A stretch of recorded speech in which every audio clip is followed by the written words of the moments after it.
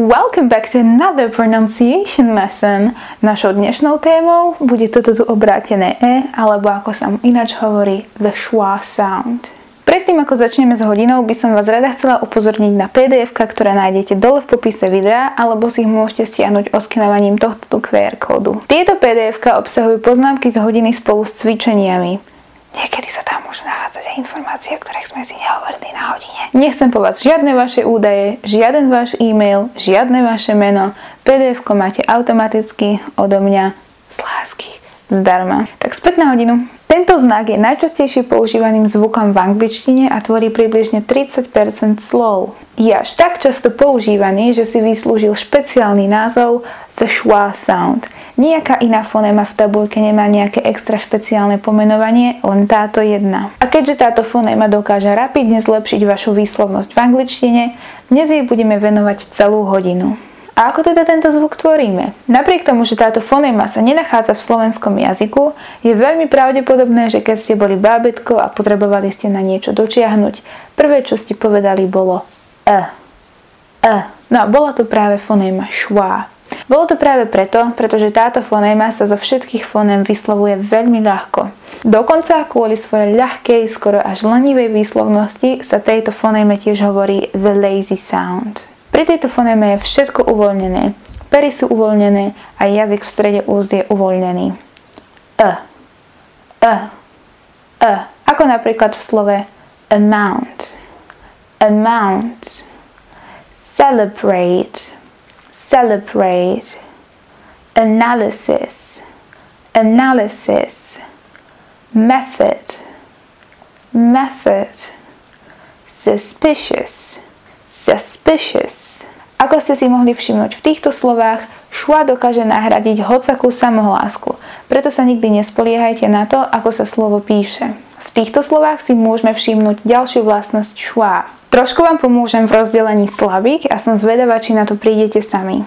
Pomôcka, tá malá čárečka naznačuje prízvuk.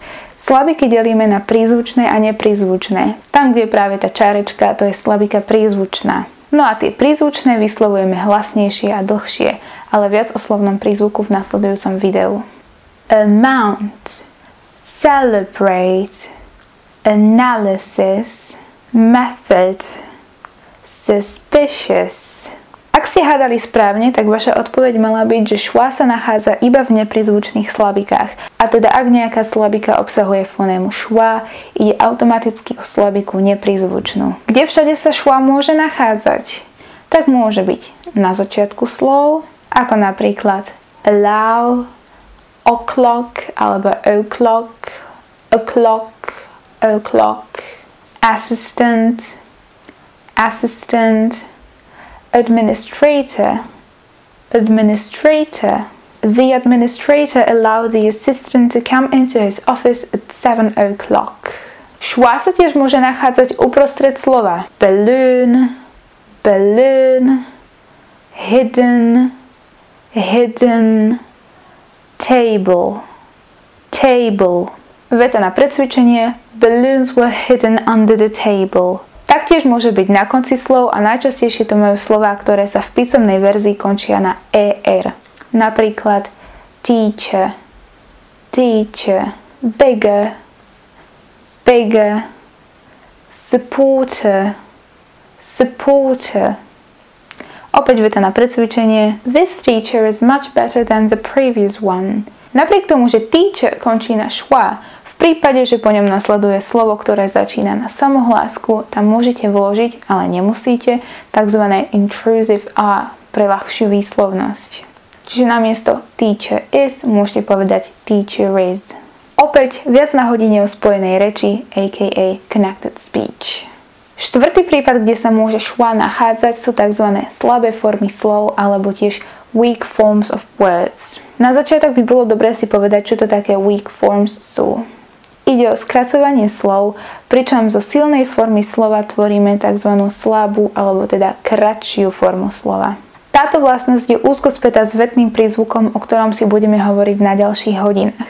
Ale tak v krátkosti, anglický jazyk je definovaný ako stress-timed language, čo znamená, že časové intervaly medzi dvoma prízvučnými slabikami sú rovnaké, bez ohľadu na to, koľko neprízvučných slabík sa medzi nimi nachádza. No a na to, aby boli tieto intervaly rovnaké, treba slovo skrátiť. No a práve vtedy nastupuje fonéma schwa a napríklad z takého slova at sa stane jeho slabá forma it.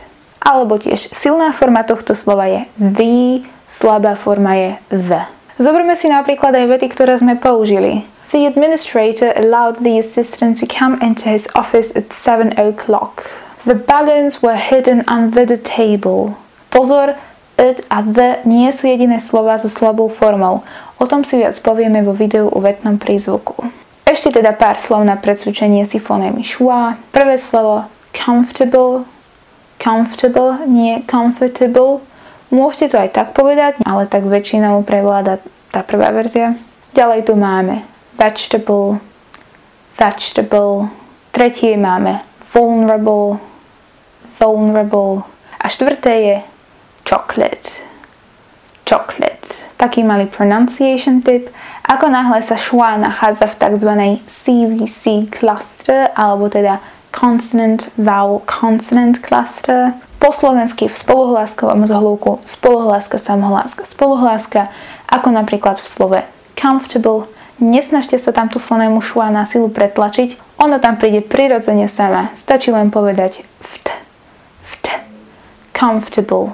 Opäť je to na precvičenie. In that vulnerable moment, all he needed was the comforting sweetness of chocolate to feel a little better. Poďme si ešte precvičiť schwa sound vo vtipoch. Vašou jedinou úlohou bude po mne len opakovať. What's the most popular fish in the ocean? The starfish. I had a joke about paper today, but it was terrible. Vtip číslo 3. What's the best thing about Switzerland? The flag is a big plus. Z mojej strany je to všetko. Ja sa na vás teším zajtra, kedy sa už s foném presunieme na prozodické vlastnosti reči, konkrétne na prízvuk. Nezabudnite na PDF, ktoré máte v popise videa, alebo si ho tiež môžete oskenovať pomocou tohto QR kódu. Vidíme sa zajtra!